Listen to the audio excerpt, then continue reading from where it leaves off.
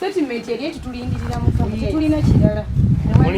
Mulinnya. Ssentebe w'eggombolola y'e Muduuma Musa Kakembo akulembeddemu abasirikale ku poliisi y'e Bujuuka abakulembeddwamu Ossi Asio Oliver ne bazingako ekyalo Nswanjere Kisooto awagambibwa okuba amaka omuli abagoberezi b'ekidiinidiini ekitakkiriza abaana kugenda ku ssomero yadde okulaba omuntu yenna okuggyako Yesu. Obujulizi mulinnye.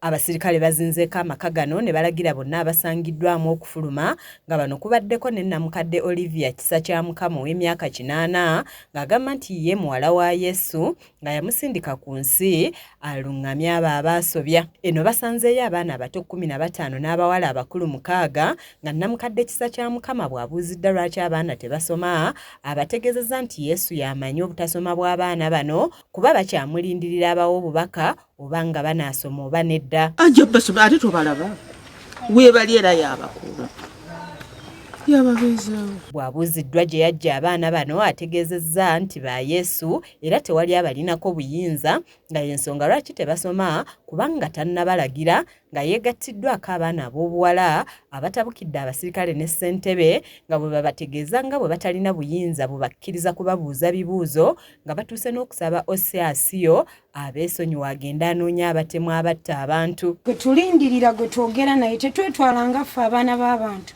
Wabula Katonda oyo ali waggulu eyatonda eggulu n'ensi ye Katonda akola byonna ye muyinza w'ebintu byonna. Anatwala baana ku ssomero wabula atugamba munnindirire. Mukama Katonda yatugamba abaana baffe bagenda kusoma ate banange ba police officer mwe nabaani omuntu omwavu omuntu waba talina ssente si kizibu. Nyinza okuba olwaleero taamu eno omwana tasomye naye nga next time agenda kusoma. Bwe babuuziddwa wa bazadde baabwe gye bali baanukudde kimu nti kitaabwe ali omu nga ye Yesu ekijja ab'ebyokwerinda mu mbeera ne babalagira bonna okulinnya ku kabangali ya poliisi kyokka bagenze bakoola obyennyimba eziragira abasirikale okulokoka era ng'olutuusiddwa ku poliisi bagenze mu maaso n'okuyimba. Temutya Yesu ali. Settlement yali tulindirira mu tulina kirala.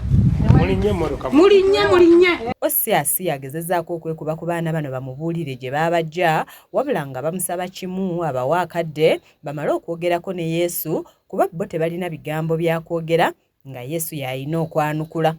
Tulindirira Mukama atuleetere basapoozi.